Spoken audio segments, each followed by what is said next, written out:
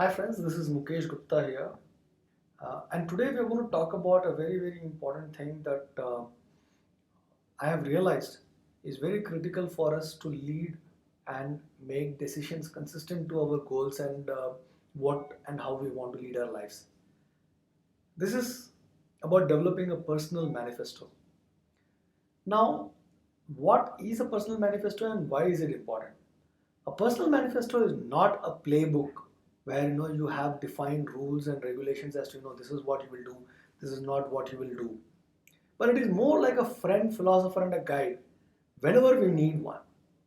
Now, it is psychological fact that in moments of stress, in moments of uh, times when we have multiple decisions that are available for us, multiple choices that are available for us, either we fight, flight, or freeze.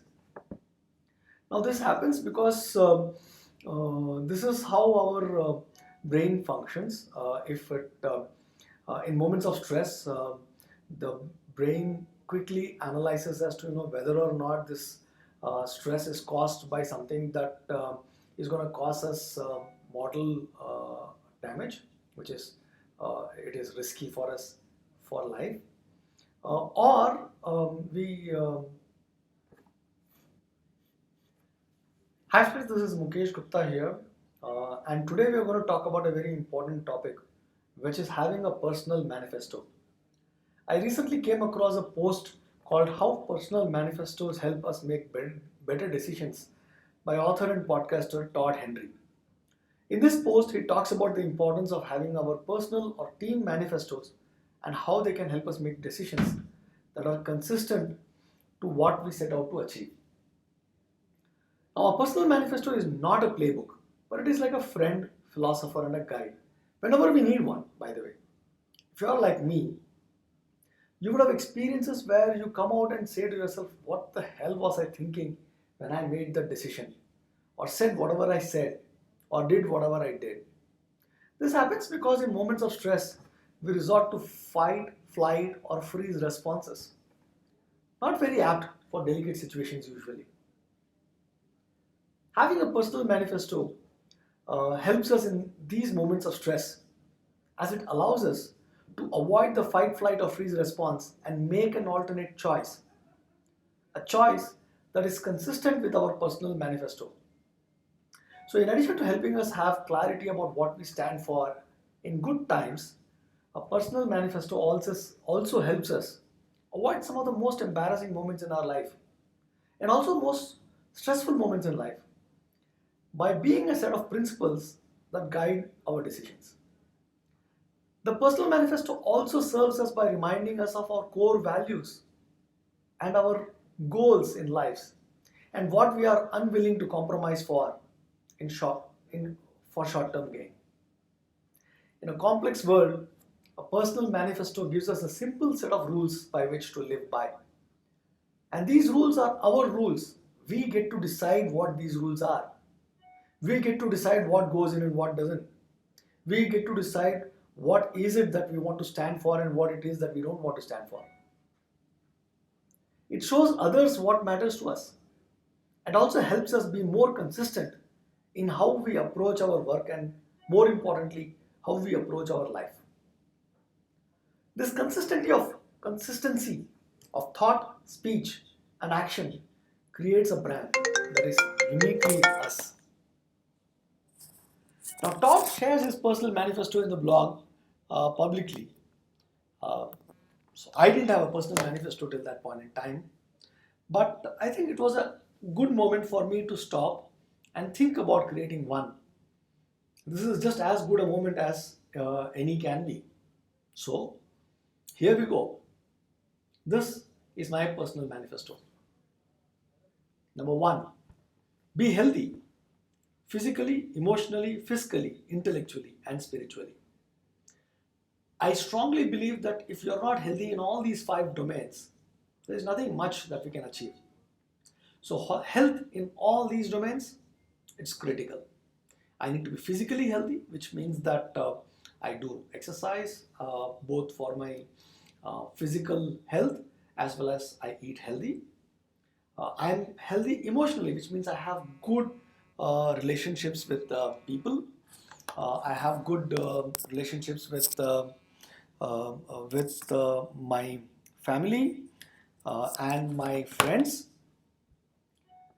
I have fiscal health, which means that I have enough money for me to take care of myself and my family.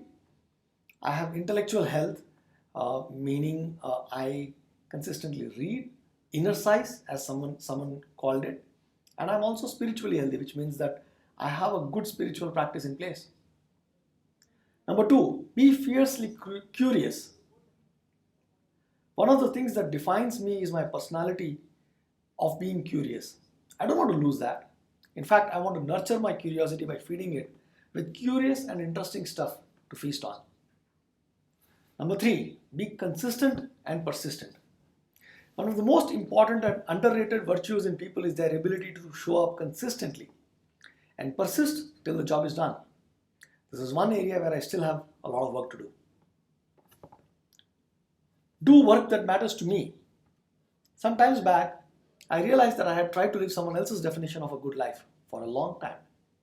Now, I want to live a life that I want to live. Do work that matters to me, and in a way that I believe to be the best way to do it.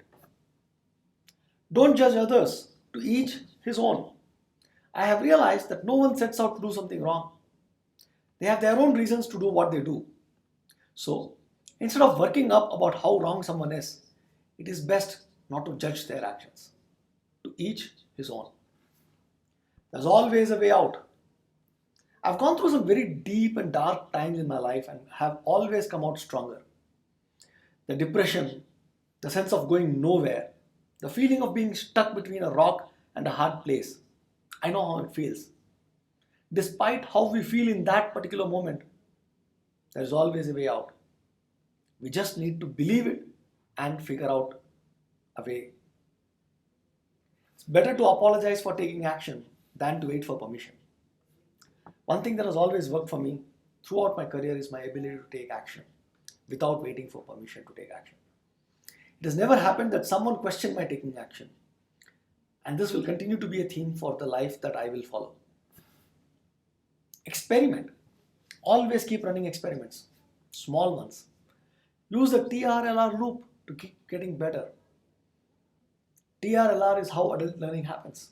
You try something, reflect on the result, learn from the reflection, and repeat it. Repeat another experiment. Keep things simple. Life is too short for complicated stuff. Simple is best. Simple expectations, simple goals, simple lifestyle. Instead of either or, think and. This one is inspired by Peter Diamandis' philosophy that he refers to in his book Bold.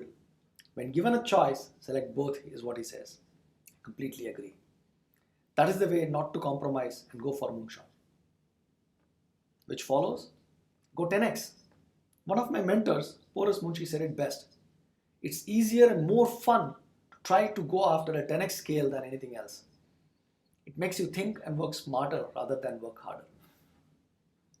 Steal like an artist and make it your own. This one is inspired by Austin Kleon and his book Steal Like an Artist. As long as we copy and bring in our very own individuality to the copy, copying is the best compliment that we can give to an artist. Just like the one that I am giving to Todd Henry by getting inspired by his post and creating my own manifesto. Impossible is nothing. This is another thing that I have not really lived by but want to. I want to do things that I feel passionate about, that people consider impossible. Impossible is nothing, is what I want to learn and personify. Slow down. We are all behaving as if we are running a race, and that if we don't rush, we will be late. We will be late to the party, to our office, to our client meetings, to home, to watch the movie, and for everything else. The world around us is beautiful. People around us are beautiful. It's okay to slow down. It's imperative that we slow down. Enjoy the sunrise, or the sunset, or the slow movement of the leaves and the flowers in the breeze. Enjoy. Slow down. Remember rule number 6. In their book, The Art of Possibility, Benjamin Zanders and Rosamund Zander share the secret of rule number 6. Don't take yourself so goddamn seriously. Loosen up. Have some fun. You live only life once. So, in conclusion, as I said earlier, a personal manifesto is a guideline that will help me lead my life in times of stress or duress. When I am in doubt or tempted, these guidelines will act as my friend, philosopher, and guide and will help me lead a life that I want to live. Just like me, these are living, breathing, and ever evolving. So, what is your manifesto? What are the principles that you will live your life by? If you don't have one, it is time to build one. I hope you do. I have done mine. Talk to you soon. Take care and have fun. Remember rule number 6.